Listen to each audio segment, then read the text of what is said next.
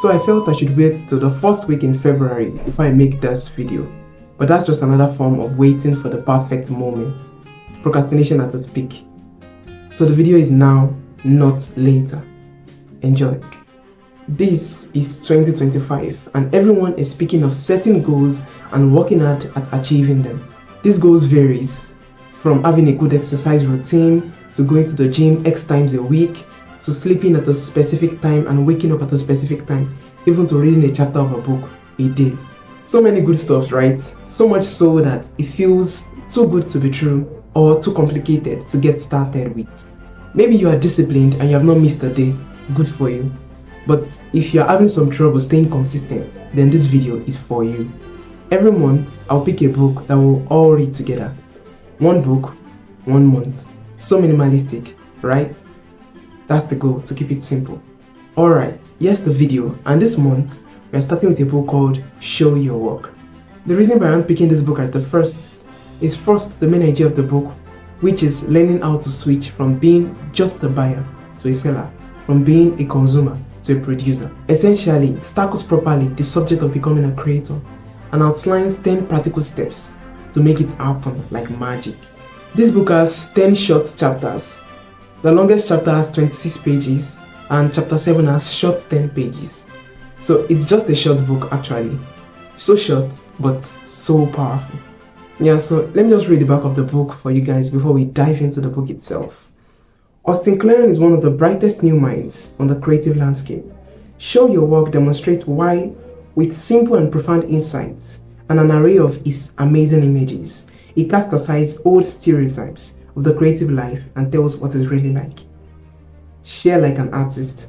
There are 10 lenses here. First one, you don't have to be a genius. Think process, not product. Share something small every day. Open up your cabinet of curiosities. Tell good stories. Teach what you know. Don't turn into human spam. Learn to take a punch. Sell out. Stick around. Austin Kleon in this book started with for artists, the great problem to solve is how to get oneself noticed. Honor the basic. If you have tried your hand at being an artist before, whether a songwriter, a musician, the major problem to solve is how to get yourself recognized. Getting people to take a look at your drawing, getting people to be interested in your newsletters, in your podcasts, or even watching your videos. Those are the real problem for creative artists. A new way of operating.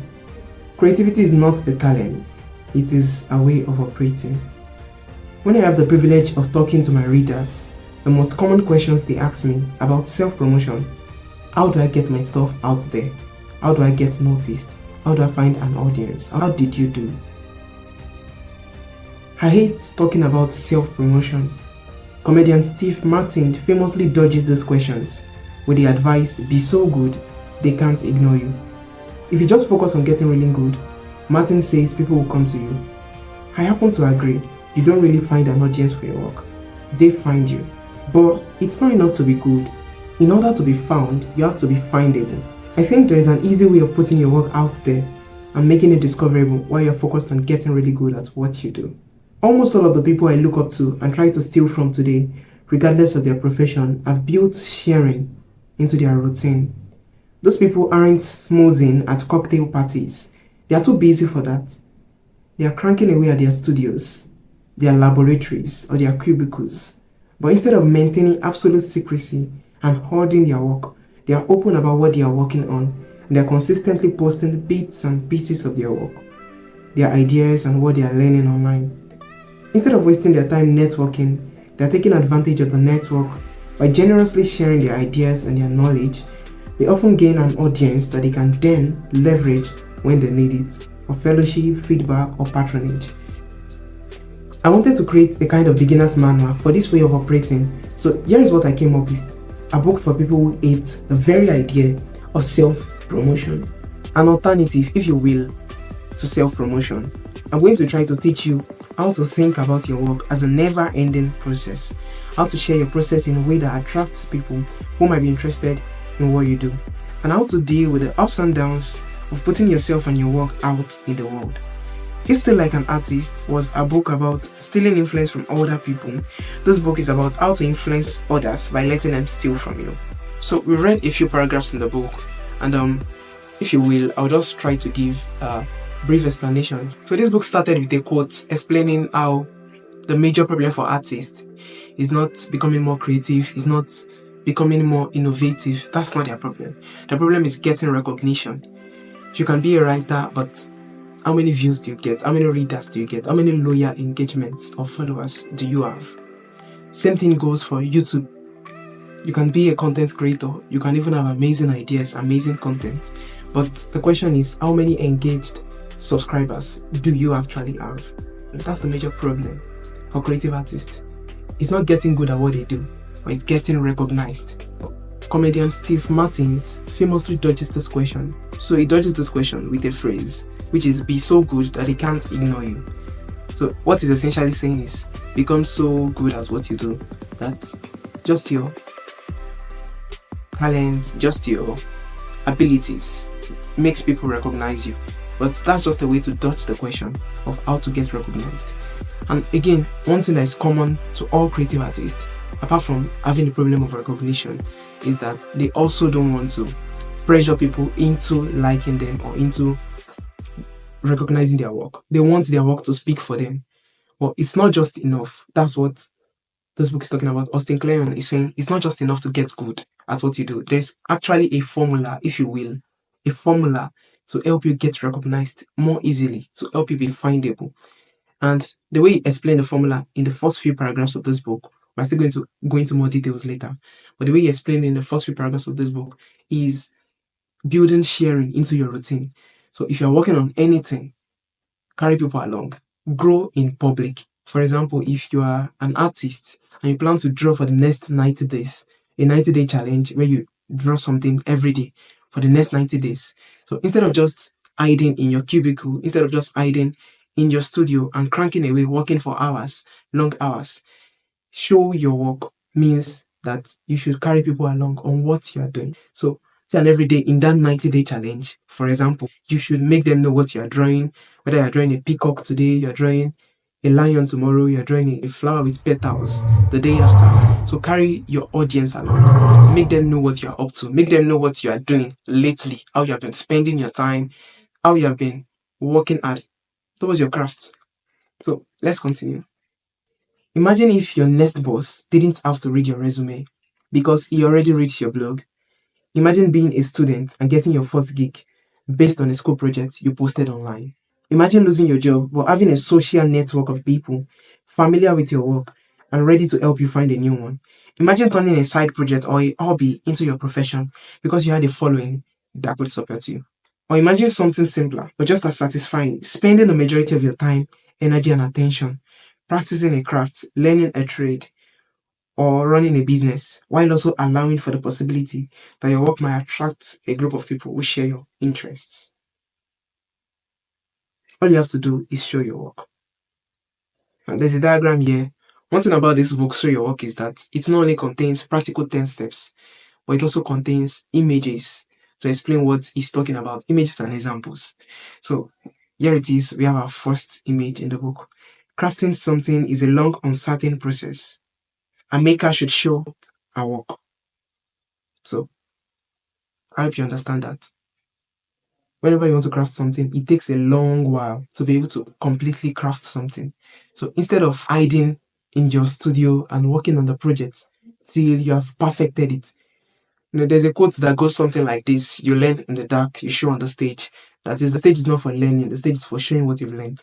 But that's not what the book is talking about. This book is actually giving us the opposite idea, saying that we should not wait till we are perfect before we start showing ourselves, showing our work to our audience.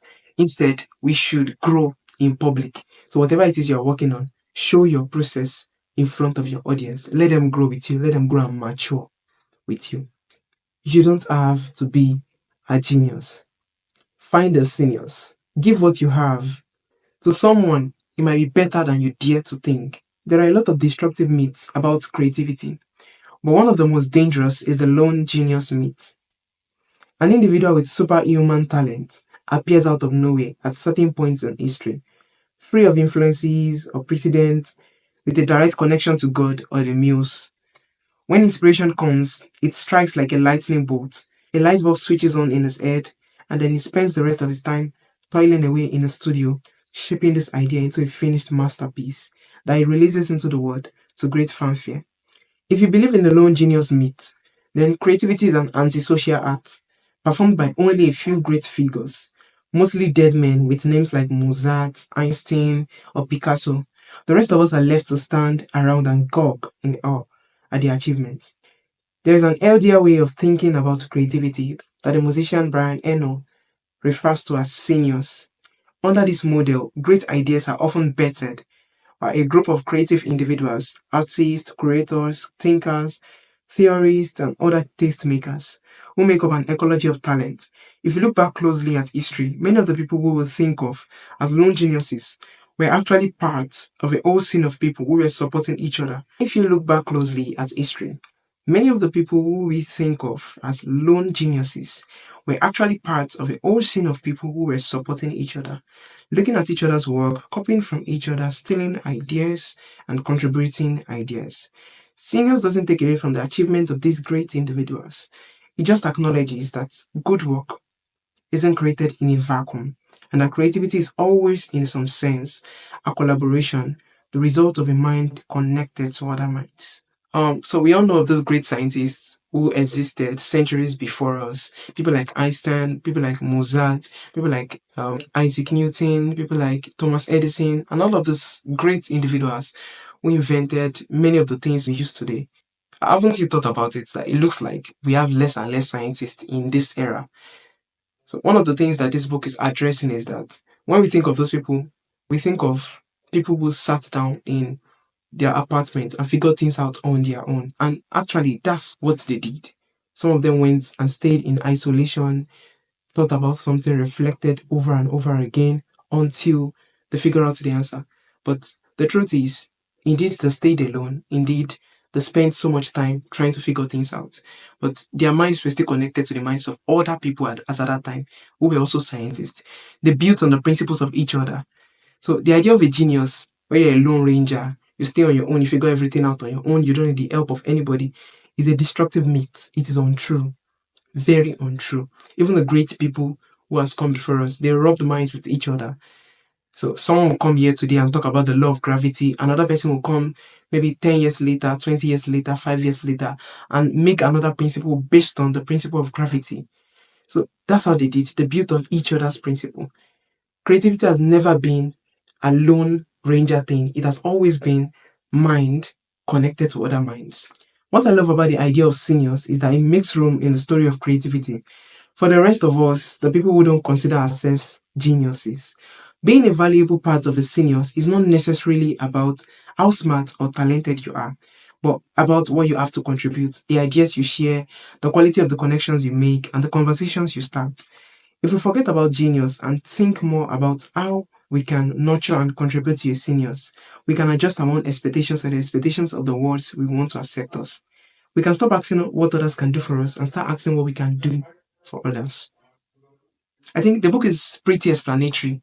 Even from reading along with me, you can understand what the book is trying to pass across. So if you are new to this channel and you're enjoying these videos that I make, kindly hit the subscribe button and the like button. Also, hit the notification button so you can see more videos when I post future videos. As well, if you're wondering why I'm doing what I'm doing, it's because I know that reading books is part of many of us goals. Many of us want to read books this year. We want to grow and change our mindsets. So it's just a way to help each other, to help myself, to help you take ourselves on the journey. Hey, remember the main idea of this book is to show your work, grow in public.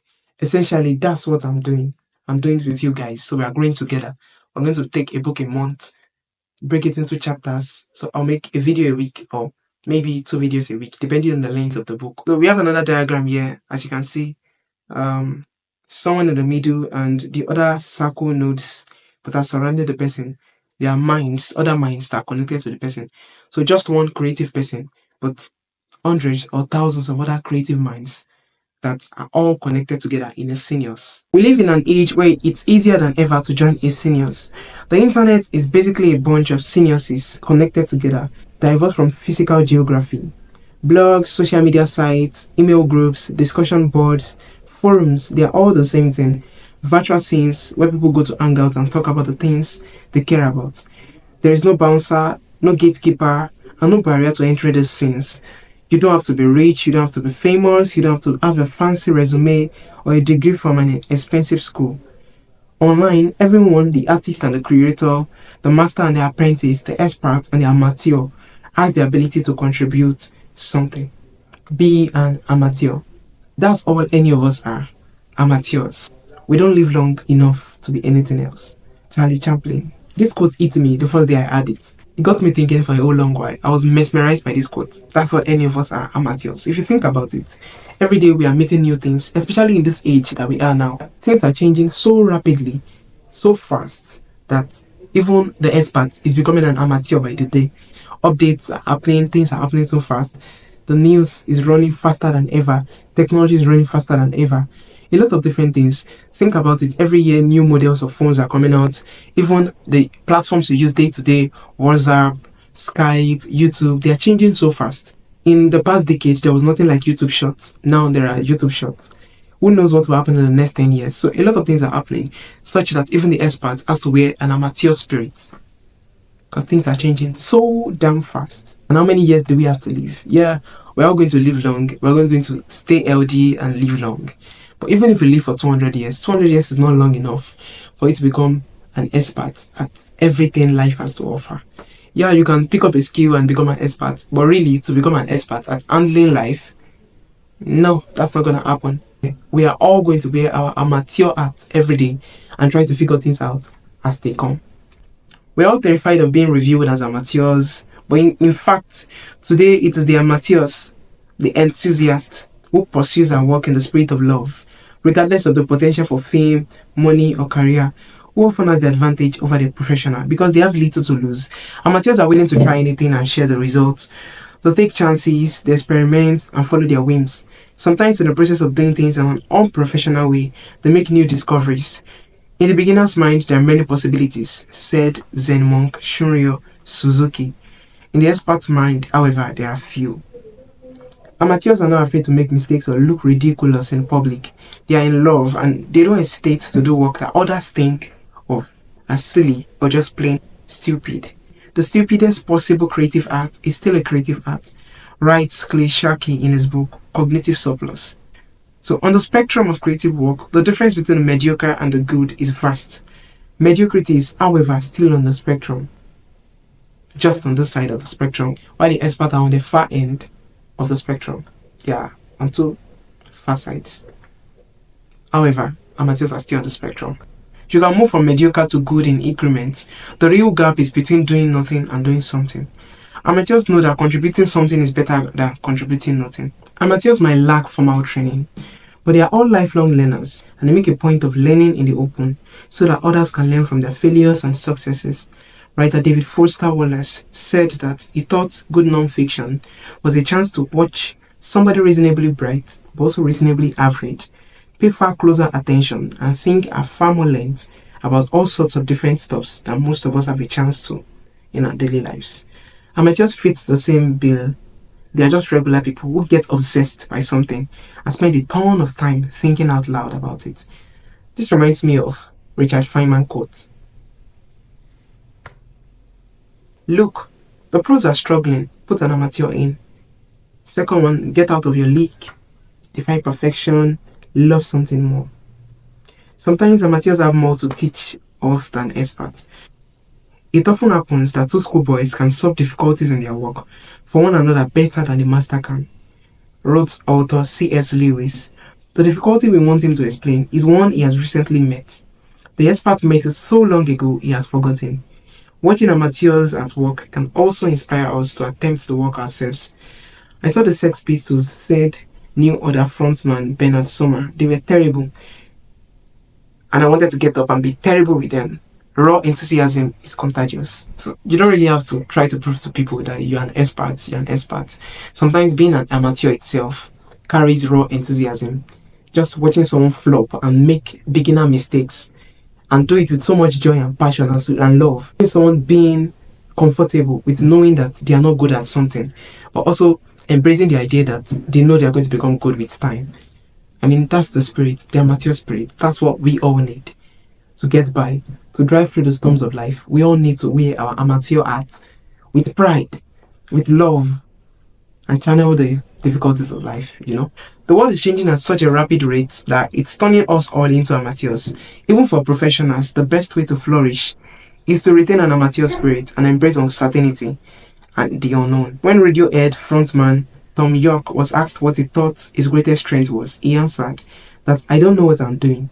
Like one of his heroes, Tom Watts, whenever York feels like his songwriting is getting too comfortable or stale, he will pick up an instrument he doesn't know how to play and try to write with it. This is yet another trait of amateurs. They will use whatever tools they can get their hands on to try to get their ideas into the world. I'm an artist, man, said John Lemon. Give me a tuba and I'll get you something out of it. What the fuck? Imagine a songwriter who, because he runs out of ideas, he'll become an instrument he has never played before. So imagine you play the guitar and you're a songwriter. So you run out of ideas, and you don't know what to write next. And so you went ahead and pick up the flute to write a song with it. Such boldness. That's the amateur spirit. They are comfortable with not knowing and they're willing to make use of whatever it is at their disposal to do what it is to be done. You might be in that stage currently, you want to do something, maybe you want to become a graphics designer, a video editor, a YouTuber, a musician, you want to learn how to play the guitar, you want to learn how to sing, whatever it is. The amateur spirit mandates that you start with what you have. Because in the first place, who cares? We only think that others cares, but who cares in actual sense? No one really. And whatever people say, that's none of your business. You need to know how to filter the things that gets into your mind. There are some things that people will tell you that you don't need to listen at all. It doesn't have to enter into your mind. Maybe you're just trying to start something and then you're starting with few equipments and you're getting the eight comments and everything. That's not the reason for you to stop. I mean, those are just motivations. Those are things you can turn into fuel to help you work harder at what you want to do. So wear the amateur art, wear it with so much love, with so much passion, with so much pride. There's pride in being an amateur. Never forget. The best way to get started on the path to sharing your work is to think about what you want to learn and make a commitment to learning it in front of others. Find the seniors, pay attention to what others are sharing, and then start taking note of what they are not sharing. Be on the lookout for voice that you can fill with your own efforts, no matter how bad they are at first. Don't worry, for now, about how you will make money or a career of it. Forget about being an expert or a professional and wear your amateurism, your art, your love on your sleeve. Share what you love and people who love the same thing will find you. You can't find your voice if you don't use it. Find your voice, shout it from the rooftops, and keep doing it until the people that are looking for you find you. I love animals, and if you love them too, come and join me. Well, not literally. It's not actually asking you to go to the rooftop and go and shout from there. Your voice doesn't necessarily mean this voice. It can be your writing voice, meaning there's a way every writer writes uniquely. If you're a writer, you would understand what I'm saying. There's a way every writer writes uniquely. If you're a musician, you also understand. There's a way every musician plays the same instrument, but plays it uniquely. Same way, there's the way every singer, every vocalist uses their voice differently. So everybody has their voice, but to find your voice, you need to use it. You can't find what you are not using. You need to use it first. Then the people who love the same thing you love will find you. Say, for example, you love animals, you love wildlife in particular. So just start from where you are. You don't really have to walk into the forest and start shouting, I love wild animals. I love hyenas. I love lions. You would get killed. Really, you could get killed by the same animals you love. So that's not the way to go about it. Start from where you are. You can just start a podcast, a YouTube channel, and start rambling about what you love about animals, the specific animals you love, the specific wildlife you love. You can just start from there. And then keep doing the same thing, keep doing the same thing, keep doing the same thing. The people that love the same thing that you do, people like me, they will find you. We're always being told, find your voice. When I was younger, I never really knew what this meant. I used to worry a lot about voice, wondering if I had my own. But now I realize that the only way to find your voice is to use it. It's hardwired, built into you. Talk about the things you love and your voice will follow. You see, the same thing I just said. When the late film critic Roger Ebert went through several intense surgeries to treat his cancer, he lost the ability to speak, he lost his voice physically and permanently. Here was a man who made a great deal of his living by speaking on television, and now he couldn't say a word. In order to communicate with his friends and family, he would have to either scribble responses on a pad of paper or type on his Mac and have the awkward computer voice read it out loud through his laptop speakers. Cut off from everyday conversation, he poured himself into tweeting, posting on Facebook and blogging at rogyebert.com, his website. He ripped out posts at a breakneck speed, writing thousands and thousands of words about everything he could think of. His boyhood in Urbana, Illinois, his love for Stick in Shake, his conversation with famous movie actors, his thoughts on his inevitable death. Hundreds and hundreds of people would respond to his post and would respond back. Blogging became his primary way of communicating with the world. On the web, my real voice finds expression, he wrote. We have another image here. Questions for a new tool. What was it made for? How are others using it? What use can I find for it? Imagine this trumpet was your voice. You would have to use it to actually know what it sounds like. Do you want to know what your voice sounds like? Do you want to know what it looks like when you actually write a book? Do you want to know what it looks like when you actually write your first poem? Do you want to know what it looks like when you're trying to make your first video? Do you want to know what it looks like when you make your first drawing of what's in your heart? You just have to do it to know what it looks like. You need to just write the damn poem to know what your first poem would look like. You need to just open your mouth and talk to know what your first video would look like, to know the topics you care about. Your voice is in you. You need to use it more often and use it consistently. That way, the people who love the same thing you do will find you. Back to our story. Albert knew his time on this planet was short. Anyway, every one of us, the time we have on this planet is short as well. But maybe for Albert, it was shorter. And he wanted to share everything he could in the time he had left. Mr. Albert writes as if it were a matter of life and death, wrote to journalist Janet Maslin. Because it is. Because Albert was blogging because he had to blog. It was a matter of being hard or not being hard, a matter of existing or not existing. So for him, blogging was more than just blogging. It was the only way he could communicate. He had lost his physical voice. He could not talk. So the only way he could share himself with the world, the only way he could live and be grateful for the gift of life was to blog. That was the only way he could share his ideas. That was the only way he could show the world what was really in his heart. So for him, it was more than just blogging. It was a matter of life and death. It was a matter of existing or not existing. It sounds a little extreme, but in this day and age, if your work isn't online, it doesn't exist. We all have the opportunity to use our voices to have our say, but so many of us are wasting it. If you want people to know what you do or the things you care about, you have to share. Read obituaries. This is the last section of the chapter 1. And we're going to start with a quote by Steve Jobs. In case you don't know, Steve Jobs was the founder of Apple. He was a dropout. He dropped out at the age of 17 from the university. And before he dropped out, he dropped in on some classes like calligraphy class where he learned how to do calligraphy. So calligraphy is just a unique way of writing with your hands, drawing text with your hands. It's just a fascinating way to write. And dropping in on that calligraphy class was what helped him to design the keyboards that we now use even on Windows and on the Mac. He's the founder of Apple company. He's dead now, yeah. So this is a quote from Steve Jobs. Remembering that I will be dead soon is the most important tool I've ever encountered to help me make the big choices in life. Because almost everything, all external expectations or pride or fear of embarrassment or failure, these things just fall away in the face of death, leaving only what is truly important. Remembering that you are going to die is the best way I know of to avoid the trap of thinking you have something to lose. You are already naked. Steve Jobs. If all this sounds crazy or like a lot of work, consider this: one day you'll be dead. Most of us prefer to ignore this most basic fact of life, but thinking about our inevitable end as a way of putting everything into perspective for us. Thinking about that quote that we just read now, majority of the times when we want to do something, the things that stop us are actually the little things. The little things in what way?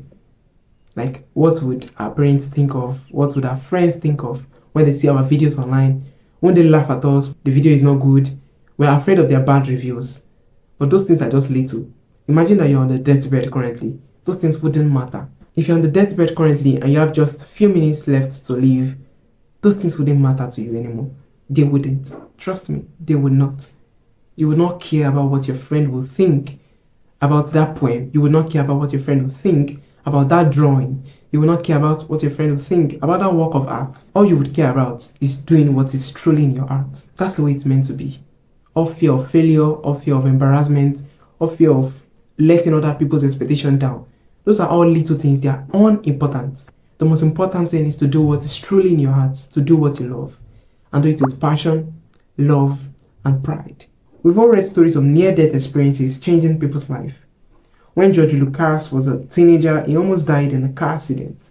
He decided that every day now is an extra day, dedicated himself to film, and went on to direct Star Wars. When Cronin, lead singer of the Flaming Lips, he was 16 when he was head up while working at the Long John Silver's. I realized I was going to die, he says. And when that gets into your mind, it utterly changed me. I thought, I'm not going to sit here and wait for things to happen. I'm going to make them happen. And if people think I'm an idiot, I don't care. That's just what I'm talking about. This guy has been to the gate of hell. He has been to the gate of grave. He has been on a near-death experience that almost claimed his life. So every day was just an extra chance to live for him. But you see, the same thing goes for us. Even though we might not have been at the gate of grave, we might not have been in an extreme car accident, in an extreme plane crash, or something that almost claimed our life. We don't need to be in those near-death experiences for us to know that every day is an extra day. Every day is actually an extra day, and you need to make every day count. Tim Crader, in his book We Learn Nothing, says that getting stabbed in his throat was the best thing to ever happen to him. For a whole year, he was happy and life was good.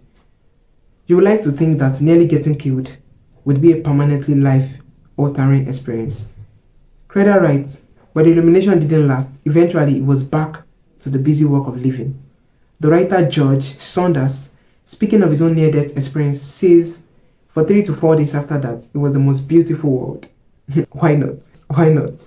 When you have been to the gate of grave, every single second you have after that would be an amazing experience for you. A beautiful experience, because you know it's an extra day to be grateful for. So I've gotten back into it, and I thought if you could walk around like that all the time, to really have the awareness that it's actually going to end, that's the trick. Unfortunately, I am a coward. As much as I would like the existential euphoria that comes with it, I don't really want a near-death experience. I want to stay safe and stay away from death as much as I can. I certainly don't want to admit it, or court it, or invite it any closer than it needs to be, but I do somehow want to remember that it's coming for me. It is for this reason that I read the obituaries every morning. Obituaries are like near-death experiences for cowards. Reading them is a way for me to think about death while also keeping it at arm's length. Obituaries aren't really about death, they are about life. I would like to add, obituaries aren't really about endings, they are about beginnings. The sum of every obituary is how heroic people are and how noble, writes artist Myra Kalman. Reading about people who are dead now and did things with their life makes me want to get up and do something decent with mine. Thinking about death every morning makes me want to live. Try it. Start reading the obituaries every morning. Take inspirations from people who modeled through life before you. They all started out as amateurs, and they got where they were going by making do with what they were given and having the guts to put themselves out there. Follow the example. A near-death experience for the rest of us. So this is the end of chapter 1, and really, if you followed through to the end, first I would like to congratulate you, because first you've proven to be part of the 1% of people who finish what they start. So I'm grateful to see you at the end of this video. And really, this book is an amazing book. I would still love for you to read the book yourself. I would still love for you to read the chapter 1 yourself. Just skim through the book while watching the video. Yeah, you can get the PDF copy. Okay, I can place a link in the description below to the online copy if you want to read the free download. So that's just that. But the book is an amazing book. So obituaries aren't really about death, they are about life. If you've read an obituary before, or if you've lost a loved one before, it would have gotten you thinking in a way you would never have thought. Or if personally you have been in a near-death experience, an experience that almost claimed your life, it would have changed your mentality. Okay, I kind of have a near-death experience. At the age of 5, I almost died. Yeah, I almost died from touching a live wire from an industrial generator. So it almost claimed my life. In fact, for a couple of hours after that, I was literally dead. Or should I say I fainted. I was 5, yeah. So they rushed me, did the necessary things, and I came back to life. These experiences really make us think in a way that we would not have thought of. So if I look back at that time, it really makes me feel like every single time I've got now is an extra chance for me to live. Because what if I had actually died at that point in time? I would not have the gift of life now. So it's a gift actually, and I have to make good use of that gift. And it's the same thing I'm imploring you to. You don't need to be in a near-death experience for you to understand what I'm saying. Just know that every single day you have to live is an extra day, and you have to make it count. Every day is ordinary, yes, but the way Lisa Nichols says, you have to make extraordinary decisions every single day. Make every day count, because you never know when it will end. And more than that, life is not just about living for yourself. It's about doing something tangible, doing something decent at least with your life. So you want to start a YouTube channel? Start it today. Do not delay. You want to read that book? Start it today. Do not delay. You want to do street photography? You want to go on the street and shoot people, take pictures of people just passing on the street, random people you don't know? Do it. Start today. Start now. You want to make videos? Do it. Start now. You want to write a book? Start now. Even just the first paragraph in the book counts as the book itself. Start now. Make it count. So thanks for watching, guys. I really appreciate the time you spent, and I'll catch you in the next one. Remember, until next time we meet, where you are mature at with the spirit of love and pride. Be proud of what you don't yet know, and be open enough to embrace learning. Obituaries are not really about death, they're about life. They remind us that we don't have much time to spend on the planet, while still keeping death at arm's length. So they remind us to do something decent with our lives, because life is a gift. Also, to find your voice, you need to use it consistently. You don't have to be a genius, find a seniors. You don't have to be a lone ranger, find a seniors. Connect your mind to the minds of other people. That could be through reading other people's books, reading other people's work, and engaging with other creative minds in your industry. Stay motivated, Michael cares. I'll catch you in the next one. Peace.